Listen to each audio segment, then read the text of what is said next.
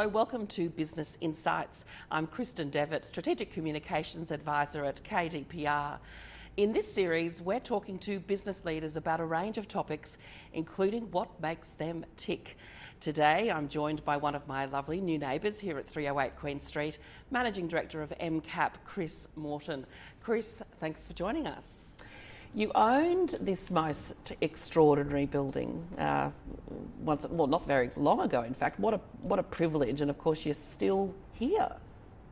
Yes, so the company I was strongly associated with owned this building for 7 or 8 years, and actually did the redevelopment of it, the most recent refurbishment, and built the modern building that is attached to it.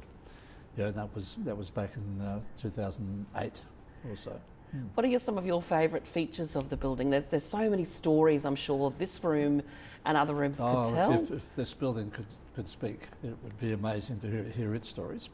But the main features that really stand out to me are obviously you can see through the backdrop the magnificence of the room and the furniture, all of which is original back in the 1880s. So nothing's really changed in this room for 138 years or so.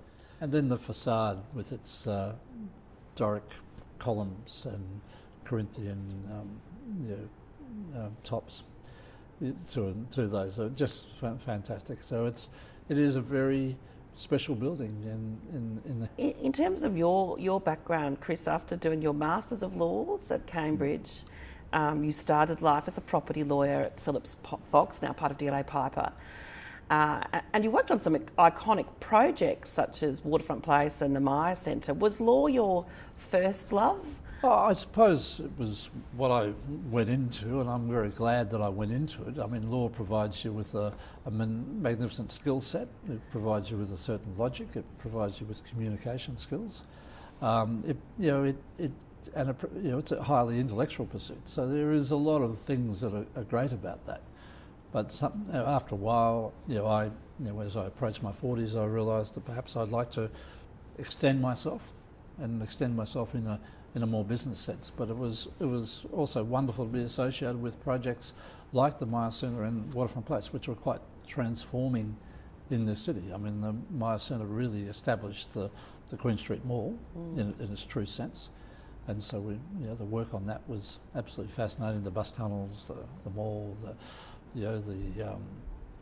creating the environment that we now have Australia's most successful retail mall. What gets me out of bed is really the opportunity to make a difference in people's lives and to interact with youth and put me in a situation where I'm interacting with people who I otherwise may not interact with if I was going to be at home playing golf or sailing or doing something with people who would be basically the same age as myself.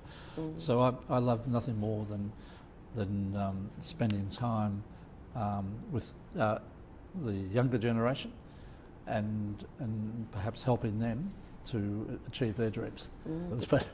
But what I'm saying is that you must find something in your life that you're passionate about. What people may not necessarily know, I spend an enormous amount of my time mentoring. About once a week, I would find myself in a situation where I've been contacted by someone saying, will you please meet with my son or daughter, or sometimes they're 50-year-old men. So I'm trying to work through a particular issue. Would you mind spending some time to be a sounding board for me on this particular issue? I don't know why that happens, but it happens, and it's an honour and a privilege to be able to help people in that way. And then see those young people develop in their careers, and hopefully one day, and they often ask me, how can I repay you? And I say, well, just do the same thing when you're in my situation later on in life. Give back by passing on your knowledge that you then gain through your life experiences to others. Now to a fast five. Android or iPhone? iPhone. If you had a time machine, which way would you go? Forward or back? Forward. Why? Because I just want to see where it's all heading.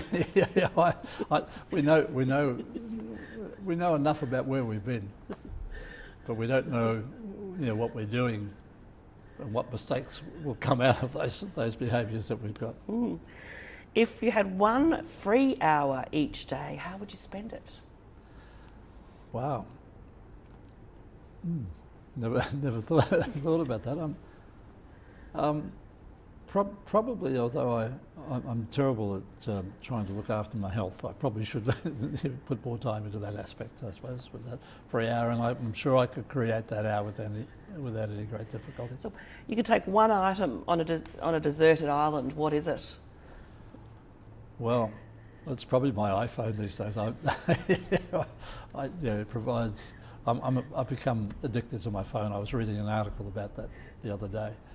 About the level of addiction associated with phones, and I have to admit that I'm one of them, and I really do go through withdrawal if I'm separated from my phone for very long. So it's probably that.